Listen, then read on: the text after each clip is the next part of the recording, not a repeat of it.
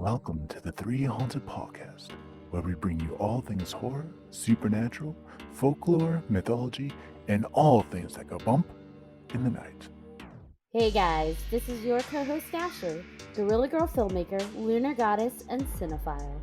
And I'm your co-host John Thomas, ghost hunter, super smartass, and film lover extraordinaire. What's up, ghouls, gals, and meta pals? Welcome to Fright Night. Just kidding. Welcome to season 2 of 3Haunted podcast. You might have noticed K-Daddy from the Dirty South is not with us today.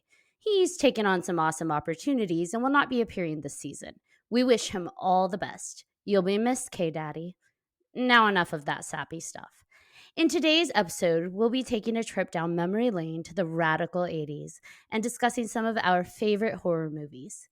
We also have 2 very special guests joining us for the evening. Who, you ask? Stay tuned and find out. But first, a word from our network sponsor.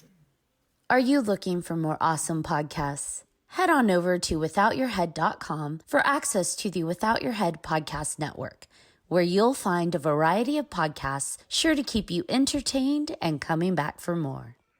All right, welcome back, everybody. It's your friendly neighborhood smartass, John Thomas here. Hello. Today, like Ashley said, we have special guests. They are Shane and Nathan. Welcome, guys. And please tell us a little bit about yourselves. Thank you. Nathan, you have the better beard, so go ahead. Oh, God. Oh, gosh. All the pressure on me. Hi, guys. Anybody who knows me, I am Nathan Erdel. I am a filmmaker, a screenwriter, sometimes reluctant actor, mostly reluctant bartender. I work for a couple of different entities. I work for Sammy Terry, who is Indiana's horror host and the longest running horror host in the world. I also work for Scarlet Lane Brewery, which is a female owned and operated horror brewery. We make the official beer for Horror Hound Weekend. And then in my spare time, whenever I have a chance, I like to write movies. The biggest one that people might know me from is a film called Headless that came out a couple years back. And I really love 80s horror. Welcome. We're so excited to have you on the show. Happy to be here. Awesome. Well, my name is Shane, and I am nowhere near as important as Nathan. I've just gotten into music production. I'm a musician by trade. I play guitar. I'm also a veteran, and so I play a lot with vets and raise awareness for veteran suicide with my buddy John Preston. And I just got into music production, so I'm now doing the writing and music production side of it, just remixing a version of Billie Jean, actually right before this podcast. So enjoying that. I am a huge fan of horror, horror anything really. I go all out on Halloween and dress in like an over $1,000 costume and love to scare everybody in the neighborhood. So, Who do you dress as? well, I'm glad you asked. So I kind of alternate between my 2 mains, and that's Jason Voorhees, which I'm 6'4", 240 pounds, and I go really well. Jason Voorhees. I got a custom made machete to go right along with it. Comes from Germany. One guy makes it. He also makes the Freddy Krueger closets. It's real metal. Yes. And I also do Silas the Clown. So Silas the Clown. Maybe I'll break out the masks here a little bit later, but Silas the Clown really goes over well because it scares the shit out of everybody. I've had the pleasure of seeing his photos like on social media in the different costumes, and they are so realistic and startling. I couldn't imagine running into you on Halloween night, like on the streets. Yeah, if you guys ever want to see it, there's a couple videos and pictures too on Silas the Clown on Instagram. And you'll definitely be able to see me in all of my glory. My little hells on wheels too. My 3 kids, I got triplets, and so they love to dress up with daddy every year. That's me in a nutshell. Hell yeah, that's awesome. Well, welcome, guys. We're so happy to have you here. Thank you. Glad to be here. So today's topic, 80s horror. We're just going to get right into it. Let's just jump in. So I want to know, what are your favorite 80s horror films? I know we have, at least if you're me, I am such an 80s horror geek, or I think just even 80s films. So I could just go on and on and on. But maybe list, top 5. And go, Nathan. Oh, God. No, not me again. It's like picking on the kid that's looking away and not making eye contact at school. I was trying really hard not to look at anybody. So top 5 off the bat, Hell Night. Let's do Fright Night. Silver Bullet. Ooh, yeah. Gonna mix up a little bit. Halloween 2, the original. Although I am a staunch defender of Rob Zombie's Halloween 2. That could be a whole nother podcast, or you can just crucify me right now. Yeah, and I know it's kids horror, but gotta go with Monster Squad. There we go. Yes, love it. That does encapsulate the whole genre of 80s horror, doesn't it? Yes. Well, we're done, guys. That was a great podcast. I'll talk to you guys soon. All right. Great. Yeah. Yeah, perfect. Awesome. Bye. Now Shane's going to go put on his costumes and scare us all. Yeah. No, I think for me, Monster Squad was definitely top. It is a kids horror movie, but that and Fright Night was a good one for me.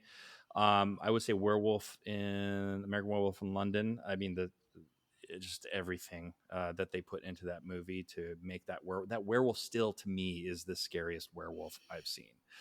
Although the one in Monster Squad is pretty good. Hellraiser, Clive Barker's a genius. Yes. The ones that Clive Barker was behind. Yes. Which really was just the one, right? Yeah. What else? Nightmare on Elm Street, the first one. How many is that? Did I do all of them? I don't know. They were all great to me, so I lost count. It's hard when you like them all, right? Yeah. Yes. All right. What about you, John Thomas? Me, Nightmare on Elm Street. I actually started rewatching a bunch of those already. I'm not a fan of 2 anymore for some reason. I don't know why, but the original obviously scared the crap out of me. Cujo was pretty good because I was big into Stephen King growing up. And let's see, Monster Squad. You can't not have Monster Squad in there, like everybody else said. Evil Dead and Pet Sematary. Evil Dead. Yeah. Pet Sematary too. All solid. So we all know, anybody who fucking knows me knows what my number one is. Like, The Lost Boys. All day, every day, The Lost Boys. Ashley, tell me how crazy you go about the guy playing the saxophone on the beach. Oh my gosh. That oil swoon. Let me just tell you, many lonely nights. I still listen to that song. I have it on my Spotify playlist. No joke. I have the entire soundtrack on my phone, and if the songs come on while I'm driving, I listen to them. I jam with them. I will sing it. That song, Cry Little Sister, will forever be like the sexiest song ever, because I will always picture Michael and Star in the cave. Just nothing says sexual healing like Michael and Star. I mean, for real, he went in with like a huge ass dog bite and leaves the next day fully satisfied, hand healed. Are you sure the sexual healing didn't come from the oiled up saxophone man? Come on. Pretty sure that's what it was. It might have been. He might have played an important part on that. It was for me. That's right. Exactly. One of the saddest things about the pandemic hitting is 2 blocks down my street, he was supposed to make a appearance and a performance, and it was canceled and hasn't been rescheduled. And I still very pissed about that. I know he does a lot of conventions. Yeah. Yeah, I saw recently he's picking up shows again. I think I saw on one of his on his Facebook page, he posted his appearance schedule for like the summer and the fall, and I think he's doing a lot of stuff in the South, like Texas and places like that. So I have hope he will come back to you in his oily glory. One can only hope. I still believe. I also have Fright Night on the top of my list because nobody eats an apple like Jerry Dandridge. Which has been said like 4 times on the podcast already. Not why I like the movie. Nobody eats fruit like him. Hey-o. But we... Oh, man. I just thought of Nicolas Cage. And his peach from Con Air. Or, his peach comments. Yeah, not from Con Air. From Face Off. That's it. Yep. Okay, and then Pumpkinhead. I'm a big Pumpkinhead fan. Underrated. I love Pumpkinhead. I'm sorry. I watched it recently for the first time. It doesn't age well. Doesn't age well at all, no. It doesn't. You had to have like, I feel the same way for Hellraiser though. Hellraiser and Pumpkinhead are like some of my tops, and I feel like those do not age well. You had to have watched it then to be able to still appreciate it now. Right. And then I think for my last one, I've got so many, but I'm going to go with Aliens. I do think that sets Yeah. so much for the genre, and it freaked me the fuck out. And I mean, so iconic in so many ways. So I'm gonna go with that. But I do like some of the underappreciated ones, like Warlock. Do you guys remember that? Julian Sands. Yep, yeah, I loved remember me some Warlock. Yes. Witchboard, the Witchboard movie series. Wishmaster. Was that 90s? Was it? Yeah, I Maybe think the it first was. one. Yeah, oh, yeah. Those yeah. are still good though. I like the Wishmaster ones. Those were fun.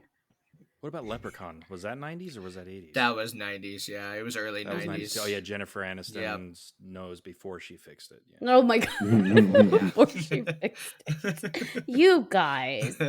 I will say though, someone mentioned the Nightmare on Elm Street series, and I really loved Dream Warriors. I don't know how you guys felt about that, but that was also in the 80s, and I liked that one. Yeah. Yeah, I liked it too. There was something about what they were working with special effects wise, like when he was feeding her at the table and just was cramming stuff in her face, and her cheeks were all big. It was just, that was creepy to me as a kid. That was creepy. Right. A little do we know that's what we all look like at Thanksgiving. I'm just kidding. I'm not gonna lie, I do. That was the one where he burst, or he was birthed by the nun, wasn't he? Dream Warriors? Well, I was going to say, At the end. I hate to be the nerd among nerds, but the feeding actually happened in Nightmare on Elm Street Part 5. 5, that's right. I was going to say I didn't remember the feeding one. Yes. Wait, which one was Dream Warriors? Okay, now I. That's all the Dream Warriors was the kids in the sanitarium. The kids in the mental hospital. Yeah, the mental hospital. And they all are going through group hypnosis to like face their fears. Mm-hmm. Oh yeah, but didn't Right. they had their own special abilities In their dreams. Yep. In That's that one, right. yeah. Right. And that was where yeah. the one where he had the comic book. For some reason, I tied those two movies together. My comic bad. book was 6, wasn't it? Part 6, yes. Yeah, Freddy's dead. He's mixing them all. So apparently, I think all of the movies are just one movie. They might as well be. Hey, that works. They might as well be. Yes. Yeah. Yes. Although Dream Child, which was the feeding, that still is 89. So you're still in the 80s. You're still It's good. still in the 80s. Yes. Yeah. This That's is good good, at right. least. That's good. Yeah, because 3 was in 87, so yeah. Yeah, and when then they stopped casting Robert Englund as Freddy, that was a no-go for me. I feel like when you have iconic characters that aren't hidden behind a mask. I mean, granted, he's got all of the burn marks, but it's still him. It's still Robert Englund innerly. He's within that. And so, His mannerisms and everything. yeah. And so when you don't have someone behind a mask, like with Jason or Michael, you have people like Pinhead, and you've got Freddy, and you replace them with somebody else, it just takes away the tone of that entire character because they married themselves into that character. So it really does feel like something shifted and changed. And to me, it feels off. I don't know how do you guys feel? Oh yeah, no one can play Pinhead as good as Doug Bradley at all. He is definitely, and same with Freddy Krueger. I mean, Robert Englund did everything the perfect way, and then when someone tried to redo that, it just didn't work. You knew it wasn't Freddy as soon as that person was in that film. You're like, no, I'm not buying it. Sorry. Yep, exactly. I will be the dissenting voice. I knew it was coming. I saw his face. First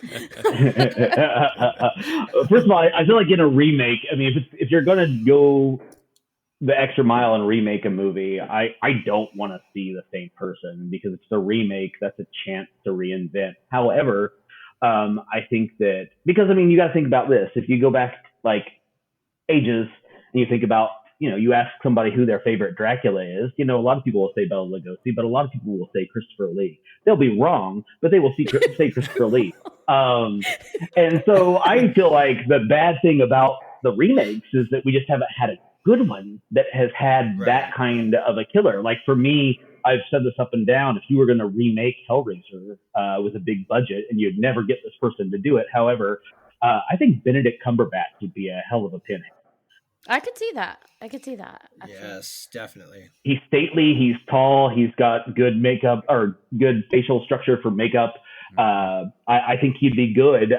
Instead, they slap in a great value sort of Pinhead just so they can hold on to the rights of a movie they're never going to do anything good with. So I don't understand that at all. But and then again, the same thing with The Mask. I would mostly agree, except you can tell when Kane Hodder plays Jason, and that was probably, not to get too far away from 80s horror, but we were talking about two 80s icons here. That's why Freddy versus Jason doesn't work for me. Besides the fact terrible script, is the fact that Kinzinger or Krinzinger, or however you pronounce his last name, bless his heart. We wanted to see Robert Englund beat the hell out of Kane Hodder and vice versa. And so that's more of a slap in the face than a recasting and a remake, because that's recasting in the middle of a franchise. That's way fucked up. I'm with you though, but I think that you made a really important point there, a remake versus a continuation. Because like with Hellraiser, was it part 10 that they swapped out Pinhead?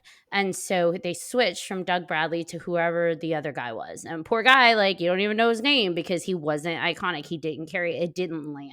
So to your point, when you do a remake, yeah, I think you have more leeway to play with it, play with the story, but I also feel like it needs to be completely fresh, not a continuation. So kind of what we saw with, and I agree with you, with Rob Zombie's Halloween.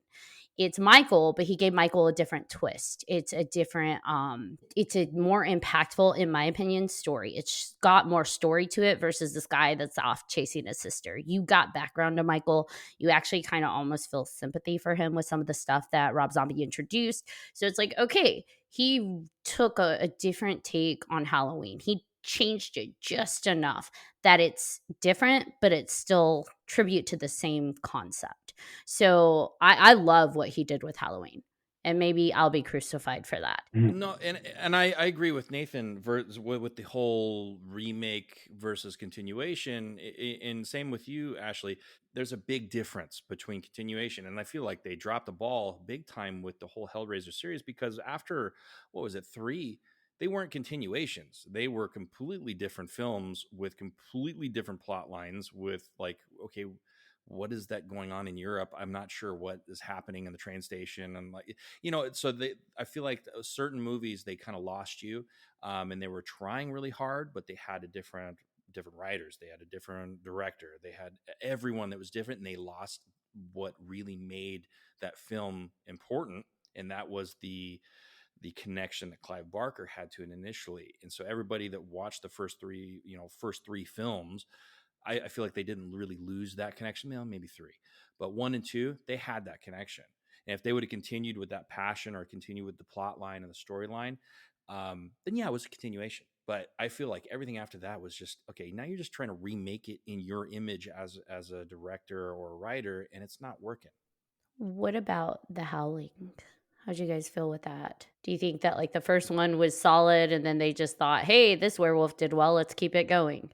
Same. Yeah, they really lost the plot after that first one. It's like Jaws 2. Oh, well, it's okay that the shark is just scary enough.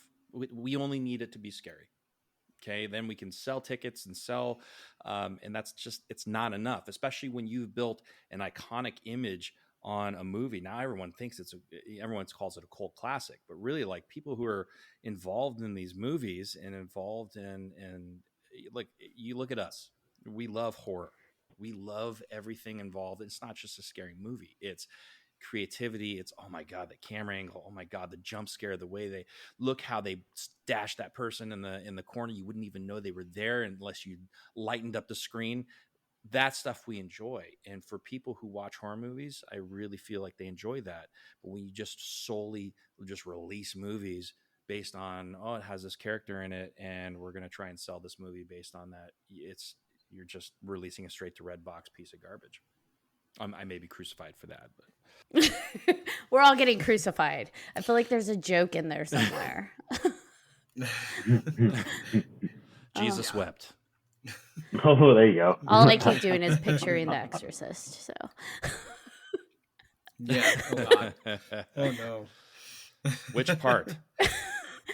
Well, there's a crucifix. Part, right? We keep saying crucifix, and we're talking about horror. Shame on you. You can't shame me. She warned you. I have no shame. You have no shame. I have no shame. Oh, there we go. I actually hit my mic for the first time, John. Woo! There it is. That's one. That's one. We'll see how many times I can get in. Is that what he said? I don't know. Someone said it. I guess it depends. I guess it depends if it's International Women's Day. So, Thank you. Good night. Oh boy. Yep. you guys. We're here all week. You know what I realized when I was looking up 80s horror films, trying to remember what all was out there, because there's so much. I realized how many films I thought were the 80s and they were actually the 70s. I had just like lumped it all in. Yes.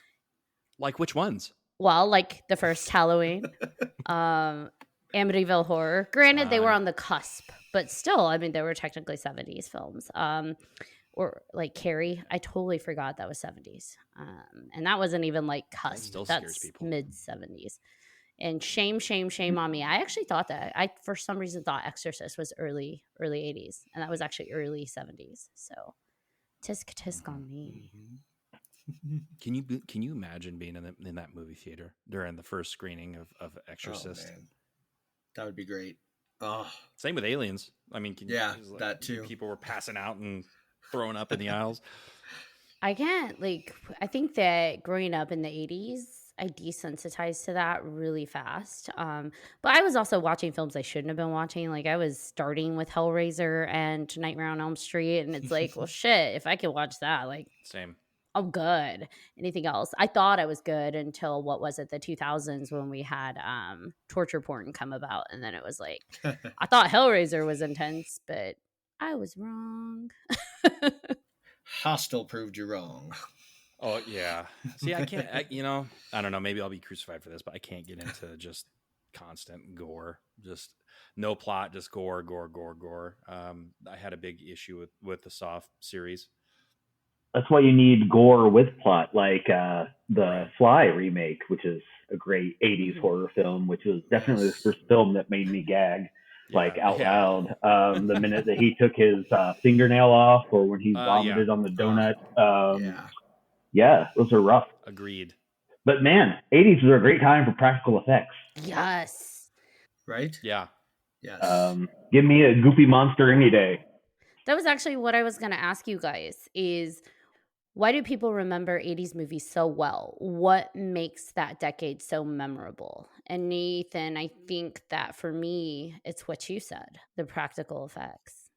Yeah, the practical effects, they're fun. I mean, so just doing a cursory search of 80s flicks, with one or two glaring exceptions, I feel like a good portion of the 80s films are fun. Like the 70s are great, but I mean, man, that was a time, especially toward the end, for mean cinema. And I like mean cinema. Don't get me wrong. Give me Last House on the Left any day, and maybe you should call the cops. But really, I don't know. I think there was a sense of joy. The movies that we just named off in the beginning, Lost Boys, Bright Night, Silver Bullet, Nightmare on Elm Street. All these movies had a sense of fun to them, especially like, those mid Nightmare on Elm Street movies before they got way too jokey. They still had a sense of humor, but there was also a sense of danger in those. And I feel like the 80s was a time to kind of just revel in everything. And I think about Killer Clowns from Outer Space. Yes. Another great 80s fun movie, just a fun movie. Like, I feel like the 80s have the most party movies out of the horror genre that you can just put on with a group of friends, maybe your favorite inebriates of what choice you make, a pizza, and you're good to go. Exactly. Yeah, I feel like the special effects in the 80s movies were all more personal than anything afterwards, because I feel like there was a certain point of movie making where they kind of felt reliant on, it's new technology, so we have to now adapt to CGI and computer animation. But the 80s horror movies and anything that came before, you had to really think outside the box and how are we going to make this happen and look realistic and believable.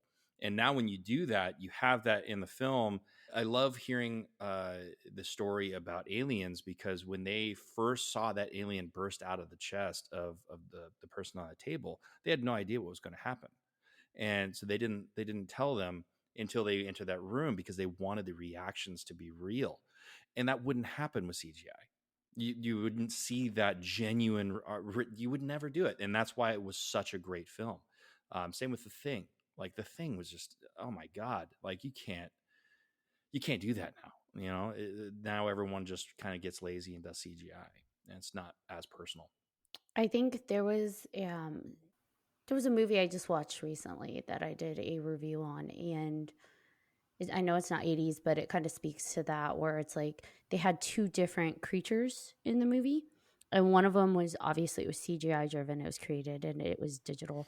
But then there was one that you can tell was completely practical effects. It looked like a person was turned completely inside out, almost like Hellraiser-esque. And it was practical effects done. And I can tell you that, like, every time I saw the digital one, I felt like I was watching like an R.L. Stine Goosebumps movie. And anytime I saw the practical effects one, I was like, holy fuck, that is intense. And so it was a little jarring to have both of those in a movie because it felt like I was watching two separate movies. But it really does highlight like how different like an impact CGI versus practical effects makes. And I do love that 80s was all about those practical effects. Even like in Pumpkinhead, that was phenomenal. Like, even if the movie doesn't stand, true to time, like that was gross. That creature was gross. That was an actual guy in a suit, Yeah, right? that That was was. a guy in a suit interacting with actors. Yeah. Pumpkinhead holds up. I think so. Voice of dissent again. And so does Hellraiser, so both of y'all back up. Get my friends Pinhead and Pumpkinhead and go play Jack somewhere else. No, I'm kidding. I feel like the first Hellraiser would hold up. If you were a new watcher and you watched the Hellraiser for the first time, there's not a whole lot of stuff you go, oh God, that's so 80s. Like, oh God, the special effects are so bad. Like if you're 20 years old and just watching it. I think if you watched it, you'd be like, Jesus, this movie's sick. Like, what are people thinking? Like, who made this? That's what you'd be thinking. And that's what Clive Barker wanted to get through to you. Exactly. Like, hey. Was Hellraiser 3, is that, no, that was 90s. Okay. Awful. Oops. Oh. Yeah, I really liked that one. Yeah, I thought that one when they like separated. You liked that one? They separated Pinhead from like the human from the Pinhead and Hell on Earth, and that was like the tower. Oh my gosh, I wanted the Tower of Souls to be built for real, and so that I could put it in my house. Like that was just the coolest piece ever. By the way, I don't know if any of you play video games, but there's Dead by Daylight video game out right now, and they just put Pinhead in there. That's right. And he attaches you to the Tower of Souls and drags you down. That is so sexy.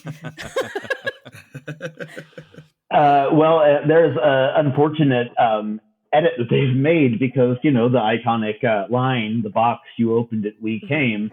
Well, they've given that to Pinhead, and every time that a survivor in this game solves the box, the player playing Pinhead has the option to transport themselves there, and they've edited it to the singular, and so now he says, the box, you opened it, I came. And I don't know if they know their audience or not, but as a 43-year-old man going on 13, I can't handle it. I haven't heard that yet. Oh my god, that's awful. all the fans though are like, yes. That's gonna be the hashtag for this. Is you opened the box and I came. Oh, I think it's my new bedroom line. Just saying. Oh my gosh, that needs to be on a t-shirt. I would wear that every day. You gotta do it in the voice every time. Hey, you opened the box, I came. One would hope. Oh my goodness. What did you guys think of Christine? Christine opened up a great door to another wonderful 80s movie, Maximum Overdrive. I loved Maximum Overdrive. I think Stephen King should direct all Stephen King movies if they could all end up like Maximum Overdrive. I thought I was the only person that ever watched that and liked that movie, to be honest. Now, I know you didn't say you liked it, but I loved it. Oh, no. I like that movie quite a bit. But I also like Christine. I think that it's an underrated John Carpenter flick. It's definitely an underrated Stephen King adaptation. It's got a great soundtrack. I mean, and again, talking about practical effects versus digital, they made Christine heal itself through, reverse photography and vacuums attached to those car parts. And now it would be CGI, and maybe it would be more perfect in one way. But no, man, Christine's great. John, you mentioned Cujo. Yes. I feel like the '80s have some pretty great Stephen King adaptations. Especially when you have some decent directors attached to them. Yes. I think the 80s, like you said, knew how to have fun with it. They knew how to use the practical effects to make people just uncomfortable enough or gag and go all the way.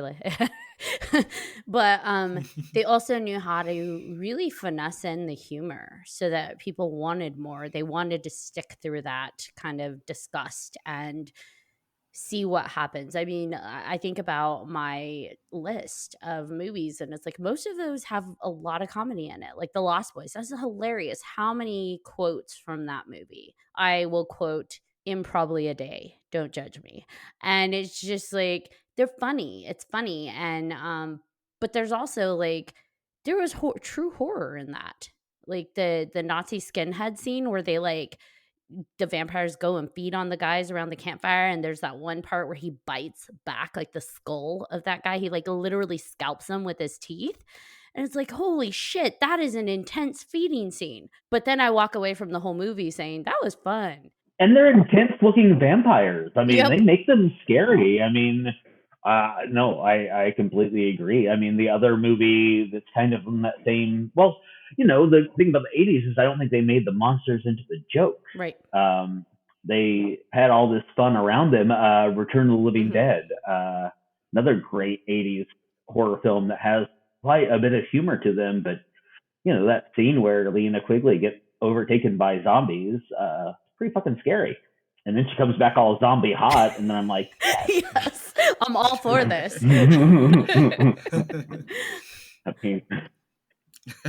I think they were able to play with boundaries in the 80s that I think people have shied away from. I think we've gotten a little too cancel culture. Yeah, a little bit. A little Yes. too, like, I'll be crucified. A little too sensitive when it comes to horror. I feel like the thing I love about the horror genre is there are no fucking rules. Like, there are no rules. Create your world. Go there. Go as hard as you want to. If people like it, they like it. If they don't, they don't. Like torture porn. Eli Roth. Not everybody loves his stuff, but he has a big following. People that do love it love the shit out of it. So it's just like, go there, because in horror you can, because there aren't any rules. So I feel like in the 80s, a lot of films are willing to go there and take that chance and go for the humor, go for the offensiveness, go for the scares that would make people uncomfortable and just play with it. They had fun playing with it. I said that. And numerous times. Well, whatever. Let me clarify. They had fun playing with it. And I really appreciated that. Like, they weren't afraid to go there with, like, for example, Poltergeist. Yes. That was terrifying because they use a child and to really, like, terrify the child. And it wasn't, to me, it didn't feel like a lot of movies, I feel, that use children are using it as low-hanging fruit. Like, okay, we're going to use the kids to be scary. But in this case, I don't know. It just felt completely different. Like, Carol Ann. Well, Carol Ann was our access to that horror. That's Yeah. a great movie. And that's a great movie also because that's not a movie that's rated R and it's still scary. I think it still holds up. Although I got to interject, we're talking about all these fun things. The 80s gave us fun things. 1980 also gave us Cannibal Holocaust. So trust me, there was still a mean streak going on in the 80s. You just had to find it. And that's a hell of a movie. Maniac is also 1980. So yeah, I feel like there's some mean movies in the 80s. The end of Day of the Dead, although that's great. Yeah, it wasn't all fun. Well, it's funny. My wife and I always we always say the same thing. In the 80s and 90s, people didn't give a shit.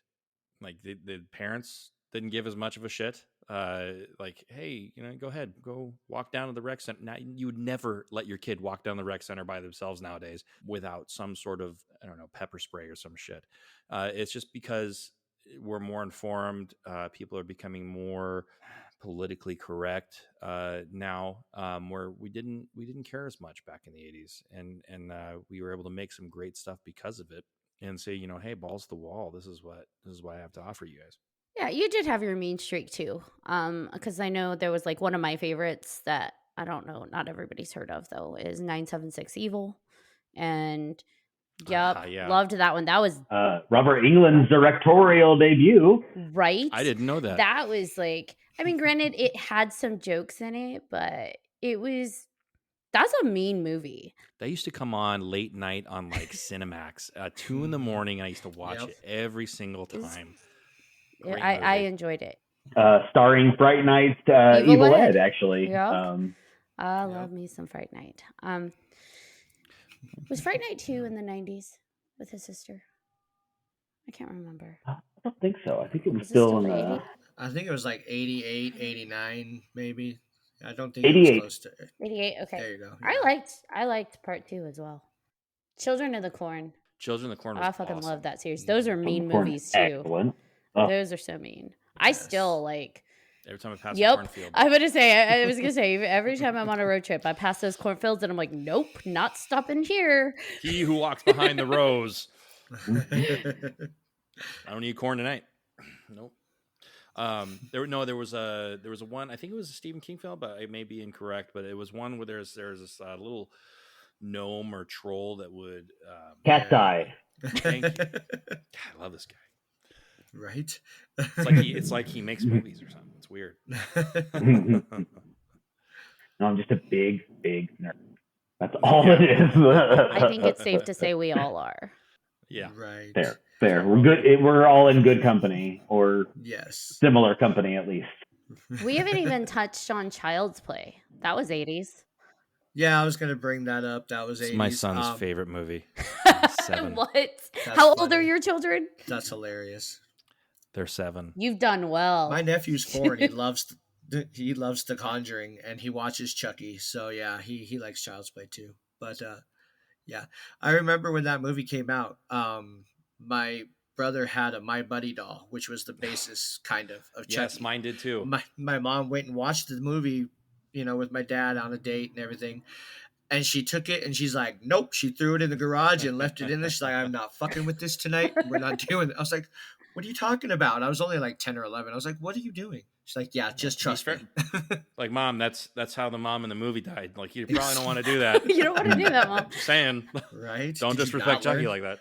Not learn anything? What the hell? What about House? I was going to say that one too. That's awesome. Yes.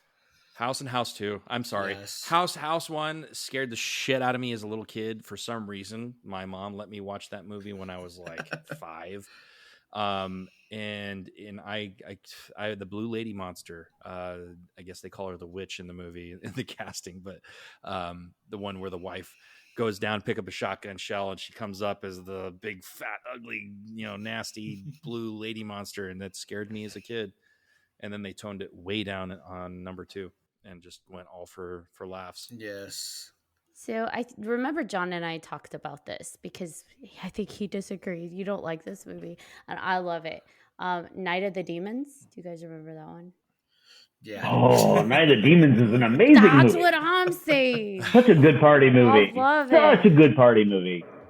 Not one wasted frame in that flick. This, I love Night of the Demons. Did you watch the remake at all?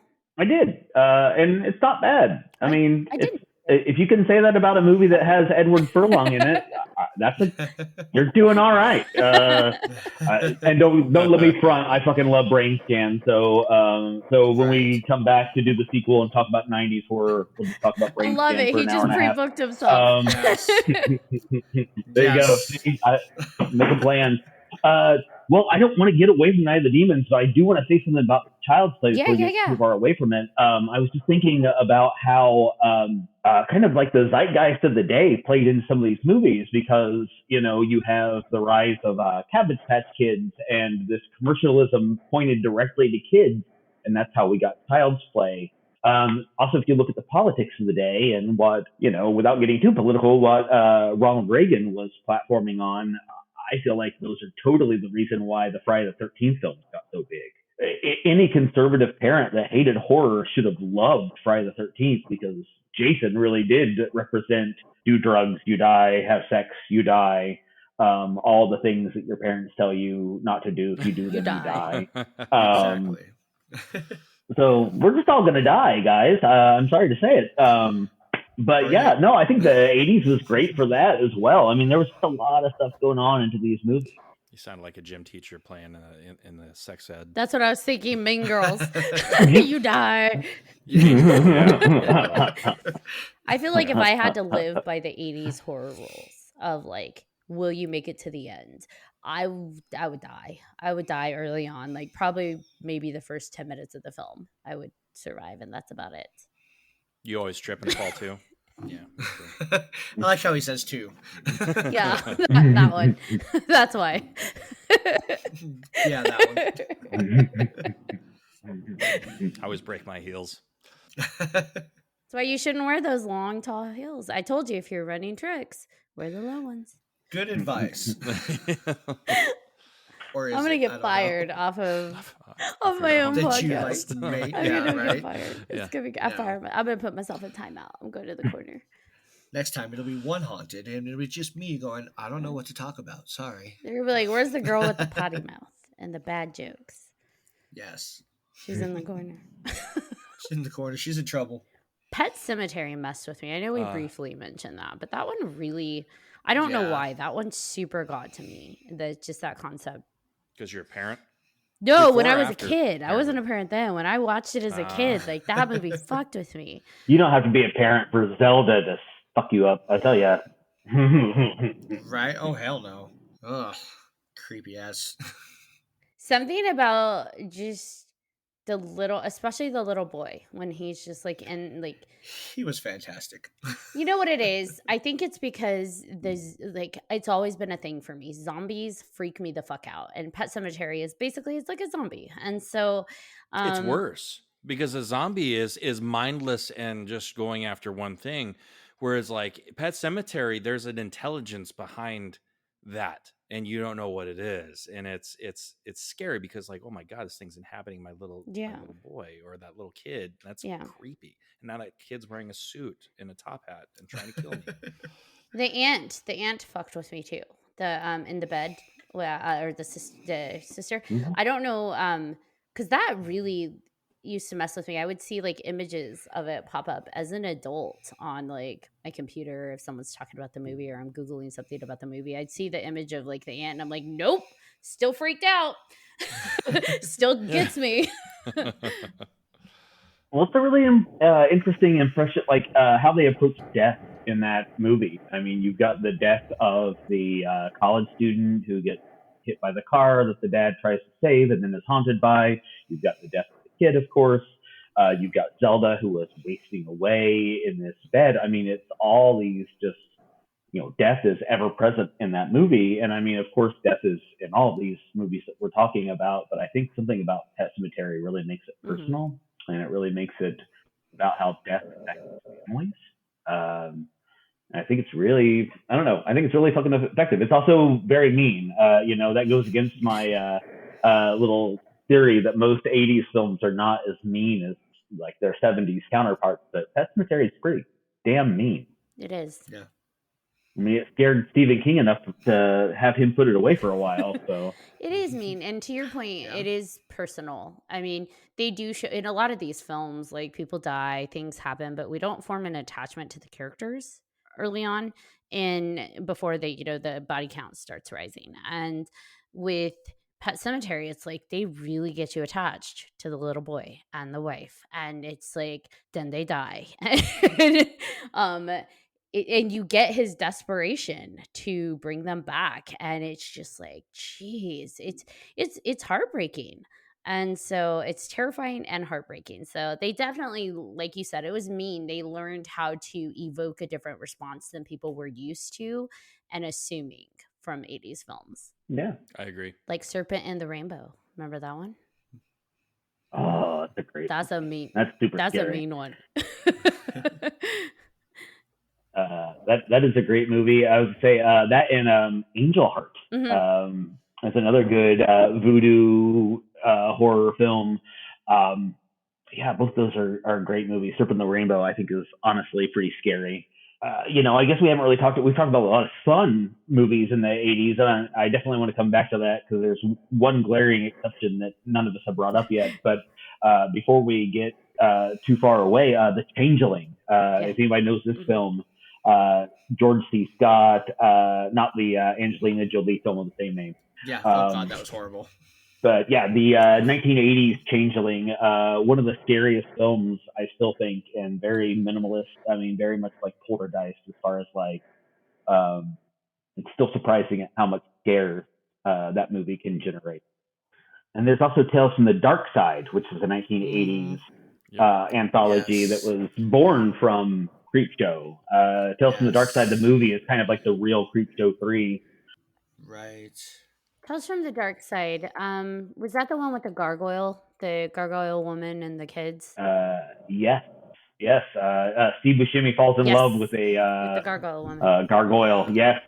I liked that one. Although I guess we can't talk about that because that movie is technically 1990.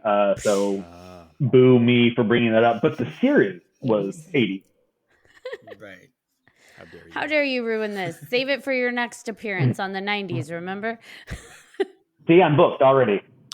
Twilight Zone, the movie. Yeah. Oh, there you go. Twilight Zone. Yeah. Yep. There you go. That was just oh man. I mean, every story in that film, and then the way they tied it up with Dan Aykroyd at the end, it's amazing. I miss anthology type movies. Even if we're talking crossing over into the 90s a little with like Tales from the Dark Side and like it just, I don't know if anybody else can relate to this, but I feel like people have attempted to do the anthology formula and it just isn't landing. And I miss that. They're attempting it again with American Horror Stories, I think. Yeah. We'll see. We'll see. I would say I think the most successful one of recent memory that I can think of is Trick or Treat. The Michael Donnie, and that's an excellent movie. I think it's a good throwback. Honestly, I feel like that actually has a whole lot of 80s sensibility in its approach because it's serious about its horror, but it also has moments of levity, and there's some good effect work in that movie. Also, anthology series that fits into the 80s, Freddy's Nightmares. The very short-running Nightmare on Elm Street series. I've actually been watching that. We do a Spook Easy Wednesday at my place at work where we kind of make it a horror hangout for people. And one of the reoccurring events is a binge watch party. And we've watched the first 4 episodes of Freddy's Nightmares. And they're overlong and they're not very polished, but they're a whole lot of fun. And I think that's the key to anthologies. I think that's why people do them, is because like usually they're fun, like they're fun in nature, and it gives people like a monster mash of different horrors in one movie, and it's kind of wonderful. Yeah, I love a good anthology movie or a good anthology series when executed well. Well, then write one. Duh. I'm working on it. There you go, see? There you go. I just, I miss the vibe of story that came from the 80s. I do feel like a lot more attention to detail was paid in the horror genre in the 70s and 80s. Nowadays, I sound like, get off my yard, you kids. But it's like nowadays, I do feel like a lot of it gets defaulted, whether it be horror or action or any other genre. A lot of it gets defaulted to the effects, like the special effects and like the jump scares. And at some point it's like jump scares are great when used effectively and like with a finesse, not even necessarily sporadically, but with a finesse. Because if you use them, that's all your horror movie is based off of. One, your audience is probably going to get desensitized halfway through from too many. Or 2, it's just going to be like, that was completely intense with no moment of relief. And I'm not even sure if I like that movie. and there's at the end of the movie, they're just like, I need to get out of I need here. a cigarette. That's how Insidious was that way with me, man. Like, I know it's not 80s, sorry. No. But Insidious was just like from the very start to the ending. I was like, okay, enough. Okay, we're talking about 80s horror. How do we get to these things? And I would offer two possible avenues. You either have the rise of cable stations, and specifically I'm thinking about USA, both USA Up All Night with Gilbert Godfrey, or Rhonda Shear, or Saturday Nightmares, which is also a wonderful series that is no longer with us. But the other is the rise of the video. I was gonna say Blockbuster was my that's friend. how I knew a lot of this stuff. And I'm so sorry, but fuck Blockbuster. I'm talking about the mom and pops. I'm talking about the ones that had that beaded swinging door that you knew. That's where Dad made a beeline. That's where Nathan was every night. He'd sneak into the beaded section. You say that like I'm still not there every night. Shane just shakes his head. But no, I knew a lot of these movies from their VHS covers. Exactly. I was afraid as hell. I'll tell you a movie that scared me forever before I watched it, and then I watched it, and of course it's scary in a way to a point. It's Alive, the Larry Cohen Killer Baby movie. Yes. All I remembered from the cover of the VHS was the bassinet with the little claw, but if you flipped it around, it was one of those VHS covers that was all text except one tiny little picture, but it was a close-up of that tiny little baby's face. And I was like, no, thank you. No, thank you, sir. You keep your killer baby away from me. I remember seeing it like on Cinemax or something one night in the middle of the night because I used to stay up all the time. Like, all right, it's movie time. And I saw one scene. I was like, nope, fucking done. Click, next. No more. I will never watch that again. Done. Well, we got to talk about another movie. I just remembered we talked Reanimator. Reanimator, guys. That's a good movie. That's a good body horror movie. Yeah, no, sorry. I got my little Dr. Hill in the head tiki mug right here. It's lovely. It's gorgeous. Look how many iconic things that are marketable, that are like they can be sold, that came from the 80s. And I can't think of any other decade that carries that much, because we've got so many iconic things.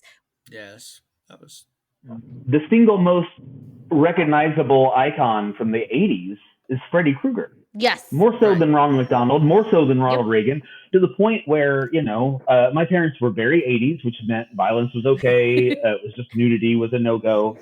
But I was obsessed with Freddy Krueger as a little kid, and I had the talking doll. I went to bed with this doll every night through my childhood, and it's like, I'm not going to sugarcoat it here, and I don't find this to be a debatable thing. I think it's just, we all lie to each other. Freddy Krueger is an undead child molester. He killed those kids. I think he fucked those kids. I'm so sorry. I think he fucked those kids. For sure. That being said, even if he did, he still killed kids. And I'm going to sleep with this Freddy doll, and nobody says anything. But Freddy was on everything. Freddy, I had a sticker that said, hashtag hey, not my Freddy. You know what? I don't know. Apparently, I won't be on the 90s podcast because I will be canceled by then. You're going to be canceled. I mean, it depends, though, which Freddy you're ascribing to, because the new Freddy absolutely was a child molester. Absolutely, and yes. I think that's what upset a lot of traditional 80s fans, is they're like, dude, no, that's not his storyline. I mean, child molester, That tongue coming out of that receiver, come on. The way that he touched Mark Patton's lips in part 2, no. No, I'm so sorry. I will die on this hill. I do not want Freddy to be a pedophile. That's just how it was written, guys. It was written during the McMartin child scandals. It was, I want to go back on this. We're talking about the 80s. I mean, the 80s is what gave us missing kids. Mm-hmm. I mean, the reason that we know about missing kids more than anything was the Adam Walsh case. And I mean, that was when kids' faces started to appear on milk cartons. So horror came home. It ties in with the whole, we didn't give as much of a shit in the 80s. And that's, I don't think we were as informed. we didn't have cell phones. We didn't have the news we did, unless we heard it on night news, ABC tonight, we weren't going to know about it, so if there was a pedophile, now we have an app. I know exactly what child molester lives where, unfortunately. We're just more informed now. To your point, you see that introduced into some of the horror films like The Lost Boys. I mean, you've got all the missing posters at the beginning of the film. You've got Laddie on the milk carton halfway through the film. It definitely emphasizes how many kids are missing. I had to mute you, Nathan. I'm sorry. Something went weird with your microphone. I wonder if it's the connectivity. No, he's a little choppy. Weird. That's crazy. Interesting enough, you might be haunted on this podcast, so that's pretty cool. Wouldn't be the first time. Maybe it's the headphones. It might be your beard. You might have to shave it all off. I don't know what happened. It's like super static. We should keep that all in. That's definitely what she said.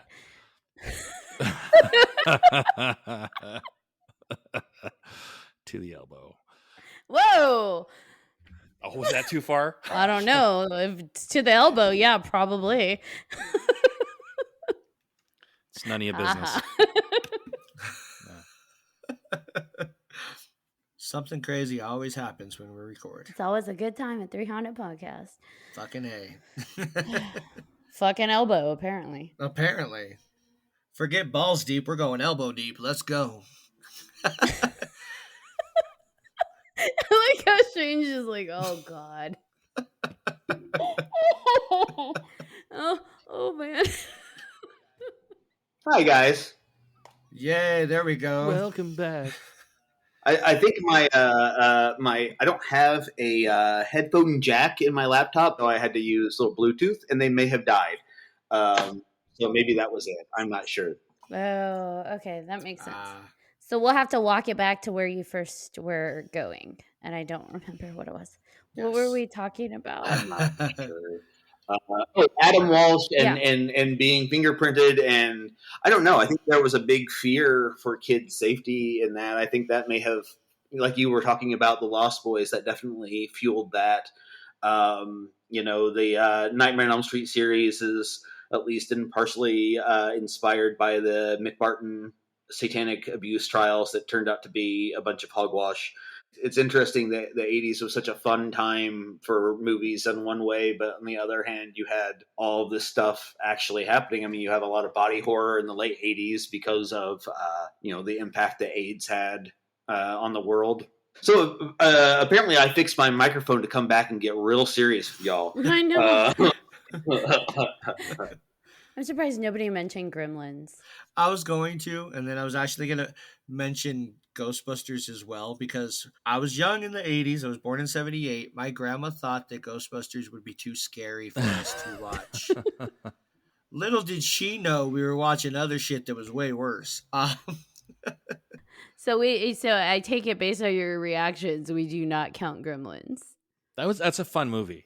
Gremlins 2 especially, but that was 90s, wasn't it? Yeah.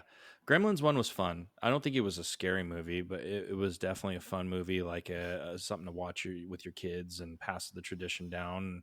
And it's a Christmas time movie, so it kind of falls within the same like Nightmare Before Christmas and all that stuff. But I wouldn't say it's a horror movie. So it's a Christmas movie. Yeah, absolutely. Like Die Hard. Die Hard is a Christmas movie. Of course. Okay. I just wanted to see. As is Jaws the Revenge. Thank you. And it becomes a tropical Christmas movie. That's even better. Well, I mean, you say Gremlins. Gremlins gave birth pretty much to Ghoulies and to Critters, so it definitely counts. And Gremlins started life as a more serious horror flick. And then they softened it up and made it a little more family friendly. I don't know. I mean, people die in Gremlins. People die. That's horror enough for me. Yeah. Old lady who gets thrown off of her motorized elevator wheelchair. For some reason was one of my favorite parts. I don't know why when I was a kid, but it was one of my favorite parts. Yeah, I mean, let's be honest. We were all rooting for the Gremlins at that point, you know? When they take over the movie theater and they're just like singing and dancing, I'm like, I love them. Yes. I don't care if they're murderous little sons of bitches. I like them. Yeah, big red lipstick girlfriend one was too. Yes. My favorite. Those are definitely. Those gremlins know how to have a good time. That's all I'm saying. So 80s seem to really like kick off a lot of films, and filmmakers keep returning to it to inspire their films or remake the films. And my question to you is, do you think anything that started off in the 80s has been effectively kind of continued on past that time? Or do you think the 80s should just be left with the 80s? Yeah, no. Case in point, I don't know if everybody has seen this movie, but a movie that has a really good 80s aesthetic and value without being a purposeful throwback movie is Psycho Goreman. Mm-hmm. Psycho Goreman is a movie that came out at the beginning of last year, and the easiest way I can describe it is if two little kids discovered, like the kids from E.T. discovered an alien, but instead of a happy little alien, he's an alien warlord set to destroy the world. And it's chock full. I mean, it's got some digital effects, but they're all on purpose, hokey and stuff, but the practical effects work is great, and there's a lot of dudes in rubber suits in that movie. So no, I think that the 80s are alive and well as far as what filmmakers have taken from them. The rise of Mandy, the Nick Cage movie. I feel like that's both very 70s and 80s in this aesthetic. I think it's kind of mean like a 70s movie, but it's colored like an 80s movie. Good for Nick Cage. There was a movie done for the Film Fest this past summer that I feel was hilarious. I don't know. It was an indie film. Do you Re-Elected? Oh, yes, that was fantastic. I love that one. They captured like the fun of the 80s and like the campy effects, campy dialogue, but it landed so well that I loved it. I loved it. Like, it was hilarious. It was like 80s meets America, and it was hilarious. He shakes his head. Is this a zombie film? Yep. In a way, yeah. It was great. Oh, I loved it. It was well done, and I was dying. At first I wasn't sure what to expect first 5-10 minutes in, because it's campy. It is campy, but like it really knows how to have fun with itself and with like the audience and leaning in. And that's the thing. I think if you're going to pay tribute to the 80s or try and capture the 80s vibes, you have to lean in all the way. It can't be like a little bit of 80s. It's just like go there. Not just the tip, all the way. Yeah, elbow deep, right? Yep. Elbow deep, baby. Well, I mean, we've got Stranger Things. Yes. The recent It films updated it so the kids were kids in the 80s. I mean, I think part of this is, of course, because all of us 80s kids are in that time now to be writing movies and making movies and talking about movies. And so, of course, we're going to be hearkening back to the things that we like the most. That's fair. And it's also a colorful time, although I feel like the great thing about Stranger Things is it proves that, not everybody dressed like a John Hughes character during the 80s. There was a lot more muted colors. And not all of us had, $100 to spend at the Fashion Bug. $100. I'm glad that the $100 was the problem and not the Fashion Bug. Yeah.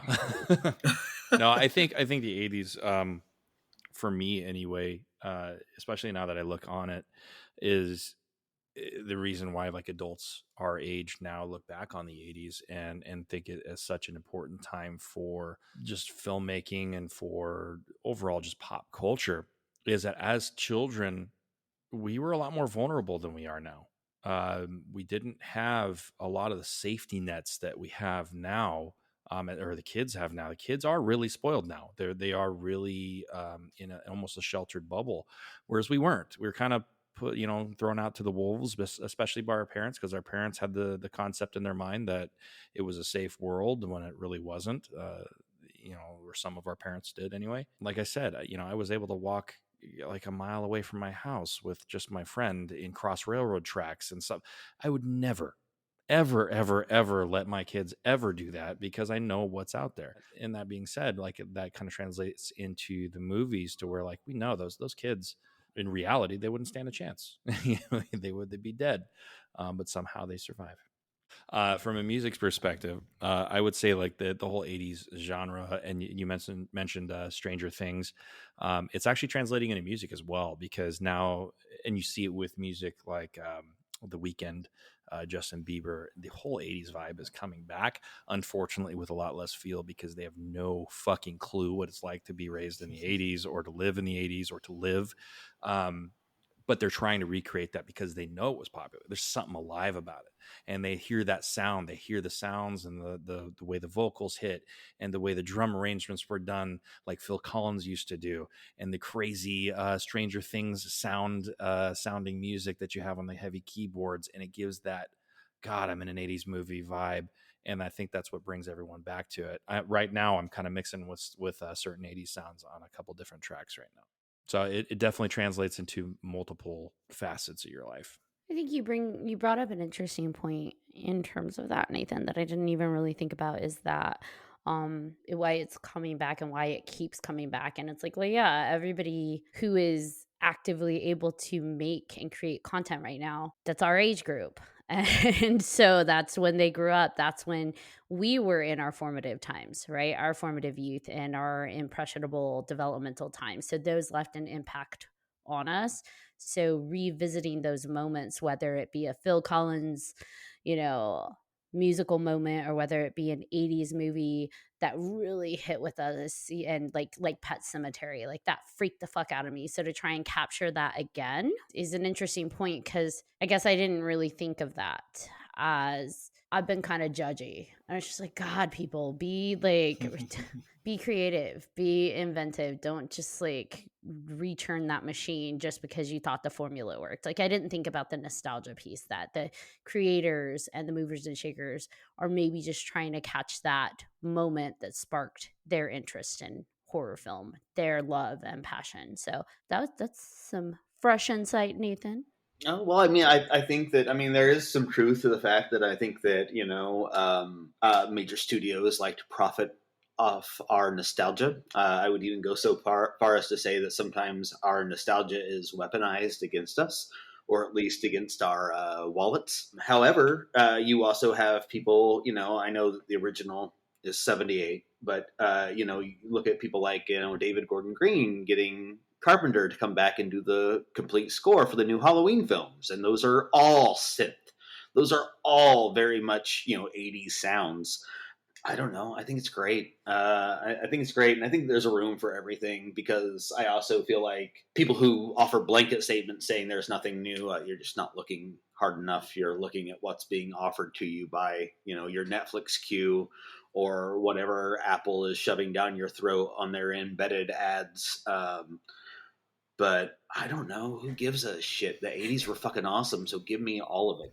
Like, just keep throwing it back at me until I am 80. That's fine with me. I dig that a lot. I know it's not horror movies, but like Great Outdoors, a lot, Yes. everything like, come on, man. Like, you can't do better than 80s movies, really. Beverly Hills Cop. Oh, Yes. soundtrack alone. Yeah. Right. Breakfast Club, all those, Pretty in Pink, 16 Candles, all that shit. No, that shit. Mm-hmm. Planes, Trains, Automobiles. Yes. Yeah, the 80s definitely hit home on so many, across all of the different genres. So I'm always going to have a special place in my heart for that. And I will always revisit those movies and watch them again and again and again. Yes.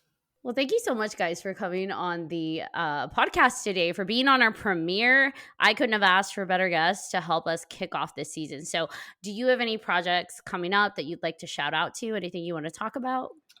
For me, you can find information about your favorite new horror brewery, Scarlet Lane, at scarletlanebrew.com. If you want to learn more about Sammy Terry, the world's longest running horror host and Indiana's favorite son, you can go to sammyterry.com. For all things me, you can just find me on the socials. The last thing that I just did is we're in the process of ending a Kickstarter for Tales from the Cryptic Closet, Volume 3, which is a horror anthology comic, this time in 3D. Yeah, that's it. For me, I am on House of Shane podcast. I am not releasing it as much as I'd like. I'm still looking for guests and stuff like that right now, so it's a little starting project. I am pretty much everywhere. You can look me up on the socials on Silas the Clown and also Silas the Great. That's my personal Instagram. And other than that, I'm just creating. Awesome. Well, thank you so much, guys, for coming on to the show. Bring us home, John. All right. Thanks, everybody, for listening to this episode of 3Haunted Podcast. I'm your co-host, John Thomas. I am Ashley Lunar Goddess. And again, thank you very much, Shane and Nathan. Like Ashley said, fantastic first episode for season 2. I'm so excited to have you guys here and to start this all off again. And if any of our listeners have any questions, comments, or episode suggestions, please go ahead and email us at 3hauntedpodcast@gmail.com. Also follow us on all of our socials, and don't forget to hit that like button and subscribe. Don't want to miss one crazy fucking second.